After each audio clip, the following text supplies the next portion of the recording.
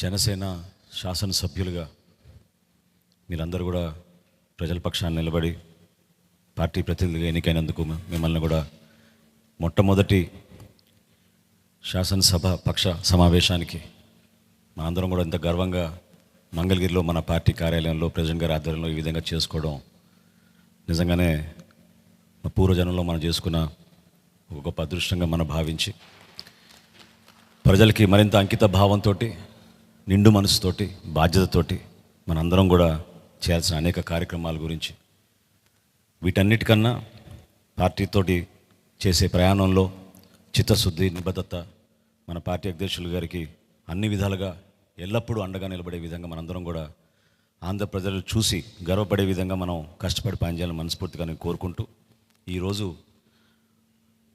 శాసనసభ పక్ష నేతగా మనందరం కూడా ఎంతో గర్వంగా మన పార్టీ అధ్యక్షులు శ్రీ పవన్ కళ్యాణ్ గారిని నాయకుడిగా ఎన్నుకోవడం కోసం ఈ సమావేశం ఏర్పాటు చేయడం జరిగింది. సో ఆ తీర్మానం ముందుగా నేను చదువుతాను.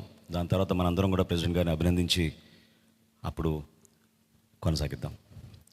తీర్మానం: ఆంధ్రప్రదేశ్ సభకు జనసేన తరఫున ఎన్నికైన మేము జూన్ 11, 2024 సమావేశమై శ్రీ కొనిదెల పవన్ కళ్యాణ్ గారిని గర్వంగా జనసేన పార్టీ శాసనసభ పక్ష నాయకునిగా ఏకగ్రీవంగా ఎన్నుకుంటున్నాం. మీరందరూ కూడా I think you should give a rousing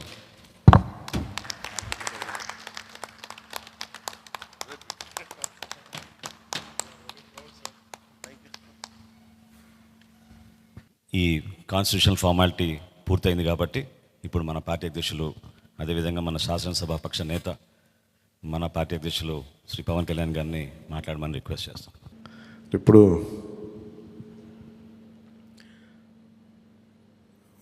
party నేతగా మాట్లాడటం అలవాటు అయిపోయి ప్రెసిడెంట్గా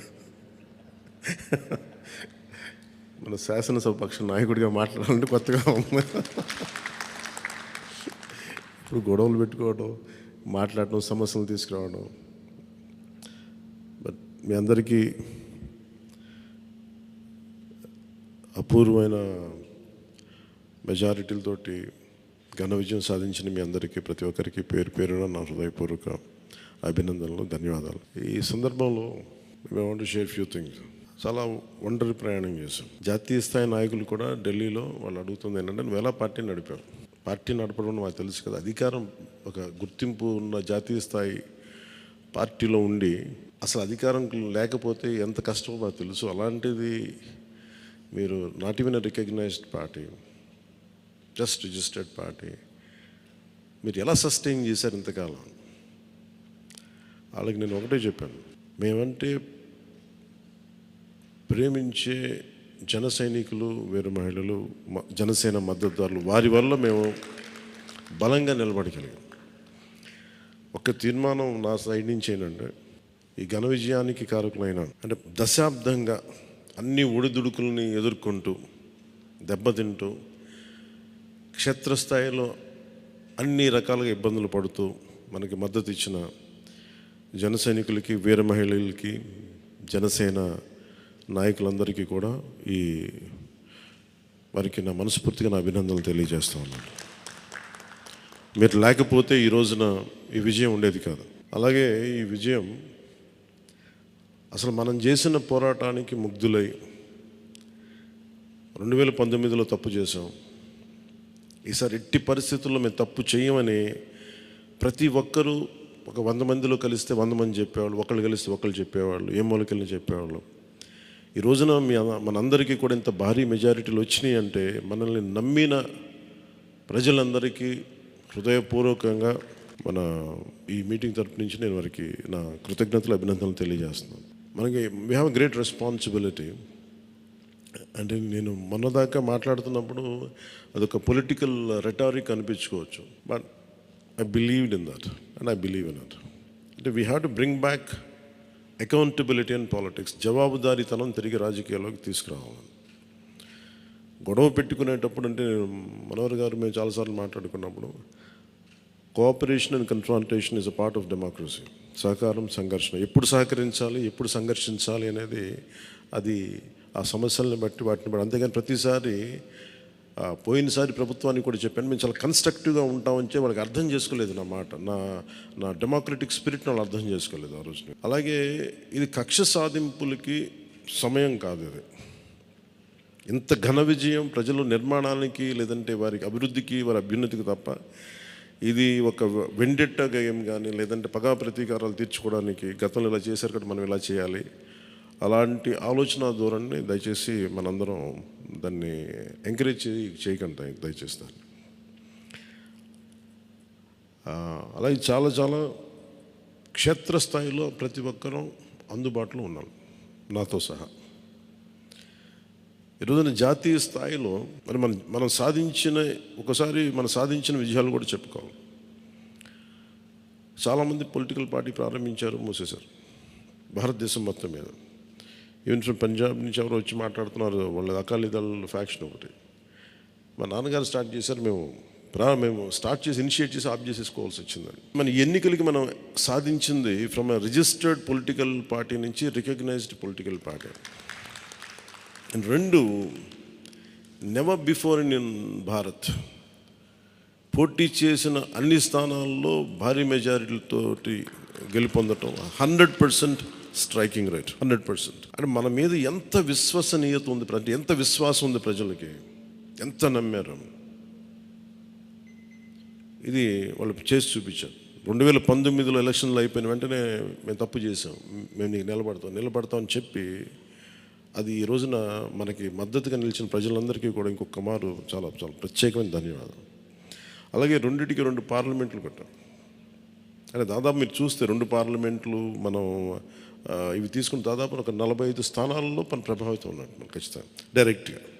అలాగే మన టీడీపీ, మన ఎన్డీఏ కూటమిలో మిగతా పార్టీల విజయానికి కూడా మేము ఎంత బలంగా నిలబడ్డామో మీ అందరికీ తెలుస్తుంది. ఓట్ ట్రాన్స్ఫర్ ఎంత బాగా జరిగిందో, ఫస్ట్ టైం చాలా అవేకెండ్ ఓటింగ్ జరిగింది, చాలా రెస్పాన్సిబుల్ ఓటింగ్ జరిగింది.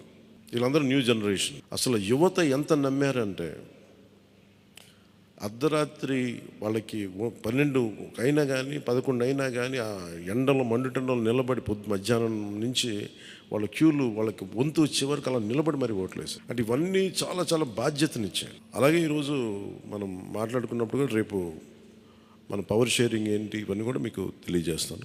ఇది మన ప్రతి ఒక్కరికి, నా ఉద్దేశం మనందరం అందుబాటులో ఉండాలి. అది మీరు మనందరం కలిపి ఒక సమిష్టిగా ఒక నిర్ణయం తీసుకుందాం, ఒక కమిటీగా ఏర్పడి ఎన్ని రోజుల్లో మనం నియోజకవర్గంలో అందుబాటులో ఉండాలి. అలాగే ప్రభుత్వానికి సంబంధించి సమస్యలకు సంబంధించి ప్రజలకి ఎంతంత ఏ అవసరాలు ఉంటే మనం ఎలా అనుసంధానం చేసుకోవాలి మిగతా మన ఎన్డీఏ పార్ట్నర్స్ తోటి. అలాగే కేంద్రంలో ఇప్పుడు మనకి చాలా చోట్ల మన నియోజకవర్గాల్లో బ్రిడ్జ్, ఒక్కోసారి ఓవర్ బ్రిడ్జెస్ కానీ ఇవన్నీ కేంద్ర పరిధిలో ఉంటాయి. అవన్నీ మీరు చేయాల్సింది ఏంటంటే, మన నియోజకవర్గపు సమస్యలు ప్రాధాన్యత అంటే యాజ్ పర్ ప్లీజ్ ప్రయారిటైజ్ చేసి మనం కొన్ని కేంద్రం ద్వారా జరిపించాల్సినవి ఉంటే అది చేద్దాం. అలాగే ఇది మనం దేనికోసమైతే నిలబడ్డామో, మాట ఇచ్చామో వాటికి నిలబడతాం. అలాగే పాలకొండకి మనం వెళ్ళినప్పుడు అక్కడ ఏనుగులు వచ్చి పంట పొలాలు ధ్వంసం చేస్తాయి. ప్రతి చిన్న సమస్య, అలాగే irrigation projects, minor irrigation projects వీటికి చాలా తక్కువ నిధులతోటి 20-25 కోట్లతో అయిపోయే పనులు చాలా ఉన్నాయి. అండ్ మేజర్గా మన ఎలక్షన్స్లో మనం చెప్పింది విద్య, వైద్యం, ఉపాధి, సాగునీరు, తాగునీరు అండ్ లా అండ్ ఆర్డర్. ప్రజల మాన ప్రాణ ఆస్తుల సంరక్షణకి మనం చాలా చాలా జవాబుదారీతనంగా ఉండాలి. అలాగే మనకిచ్చింది ఇది, ఎందుకంటే నెక్స్ట్ జనరేషన్ వచ్చింది, అది మనం అందరం అర్థం చేసుకోవాలి. పాత తరం రాజకీయాల్లాగా కూర్చోబెట్టి మనం పవర్ని ఎక్సర్సైజ్ చేస్తామంటే కుదరదు. ఎందుకంటే ప్రజలు ఎంత మద్దతుగా నిలబడ్డారో వాళ్ళు అంతే బలంతో మనం నిలదీయగలరు. అది మనం దయచేసి మర్చిపోతుంది, నాతో సహా నేను మర్చిపోదాన్ని. అందుకని లెటర్స్ బి, వాళ్ళు ఒకసారి కోపంతో ఒక మాట మాట్లాడినా అసహనంతో అది మనం భరించాలి తప్ప. అలాగే విమర్శించేటప్పుడు కూడా దయచేసి అది పర్సనల్ అటాక్స్ ఎవరికి వెళ్ళకండి. వాళ్ళు మీరు చూశారు కదా, పోయినసారి ఆయన గత ప్రభుత్వాన్ని హ్యాండిల్ చేసిన ముఖ్యమంత్రి గారు ఎన్ని మాట్లాడి నేను ఎందుకు స్పందించలేదు వ్యక్తిగతంగా అంటే, అది ఆ ప్రెసిడెంట్ ఆపేద్దామని మనం ఎక్కడ చేయాలి. అలాగే పార్టీ ఒకటి మనందరం చేయాల్సింది ఒకటి టైమ్స్, ఒకటి పంక్చువాలిటీ, సరైన సమయానికి రావడం. మీరు కావాలంటే గంట ముందు రండి. నైట్ 1:30, 2:30 అని పడుకునేటప్పటికి. ఎందుకంటే ఇది మనం 5 సంవత్సరాల కాలాన్ని ఎంత సద్వినియోగం చేసుకోగలం దాని మీద ఆధారపడి ఉంటుంది భవిష్యత్తు. దయచేసి మనందరం నియమావళిని పాటిద్దాం. కొంత మనలో కూడా మనం వన్స్ ఇన్ ఎ వైల్ మనందరం కూర్చొని మేబీ ఓవర్ లంచ్, ఒక ఈవినింగ్ ఒక చాయ్ పే చర్చ అలాగా ఏమేం చేయాలి, అలాగే మనం కూడా కొంత కలుపుగోలుతనం చూపించాలి మిగతా పార్టీలు, మన ఎన్డీఏ కానీ బీజేపీ, మన మీద ఎన్డీఏ పార్ట్నర్స్ అందరికీ కూడా. అంటే మీరు మనం ప్రత్యేకించి మనం ఎక్స్క్లూజివ్గా ఉండకుండా అందరితో మమేకం అవ్వాలి. అట్ ద సేమ్ టైం మనం నాట్ లూజింగ్ అవర్ ఐడెంటిటీ. అందుకని ఇవన్నీ దృష్టిలో పెట్టుకొని ఇప్పుడు మనం ఢిల్లీలో మనం చేసినట్టుగా మన ప్రధానమంత్రి గారి పేరుని నన్ను కూడా ప్రతిపాదించినట్టుగా ఈ రోజున రాష్ట్ర ఎన్డీఏ నాయకులు మనం ఎన్నుకోవాలి. మీ అందరికీ ఇంకొక మారు ధన్యవాదాలు తెలుపుకుంటాం. Thank you. జై హింద్. అసాధ్యాన్ని సాధ్యం చేసినందుకు మనస్ఫూర్తిగా మనందరి తరఫున మరొకసారి మన పార్టీ అధ్యక్షులు పవన్ కళ్యాణ్ గారికి ధన్యవాదాలు తెలుపుకుంటూ, ఈ సమావేశానికి హాజరైనట్టు మనం ఇదొక ఫార్మాలిటీ పూర్తి చేయాలి. ముందుగా నిమ్మక్క జయకృష్ణ గారు పాలకొండ, థ్యాంక్ యూ. అదేవిధంగా లోకం మాధవి గారు నెల్లిమర్ల, వంశీకృష్ణ శ్రీనివాస్ గారు విశాఖపట్నం నుంచి, కొంతాల రామకృష్ణ గారు అనకాపల్లి నుంచి, పంచకల రమేష్ బాబు గారు పెందుర్తి నుంచి, సుందరపు విజయ్ కుమార్ గారు, నానాజీ గారు, వెంకటేశ్వరరావు గారు, దేవ వరప్రసాద్ గారు, శ్రీ గిడ్డి సత్యనారాయణ గారు, శ్రీ బత్తుల బలరామకృష్ణ గారు, శ్రీ కందుల దుర్గేష్ గారు, శ్రీ నాయకర్ గారు, శ్రీ రామాంజనేయులు గారు, శ్రీ బోల్సెట్ శ్రీను గారు, శ్రీ పచ్చమట్ల ధర్మరాజు గారు, శ్రీ బాలరాజు గారు, పెద్దలు బుద్ధప్రసాద్ గారు, శ్రీ ఆర్వ శ్రీధర్ గారు, ఆర్వ శ్రీనివాసులు గారు. సో మీరందరూ కూడా హాజరై సంతకాలు చేసి మన పార్టీ అధ్యక్షులు గారిని బలపరిచినందుకు మనస్ఫూర్తిగా మీకు ధన్యవాదాలు తెలుపుకుంటూ, ప్రెసిడెంట్ గారు అన్నట్టు మనం ఆ సమావేశానికి వెళ్ళాలి కాబట్టి ఈ సమావేశం ఇంతటితో ముగించుకుందాం. ముందు ప్రెసిడెంట్ గారికి సన్మానం చేద్దాం మనందరం కలిసి.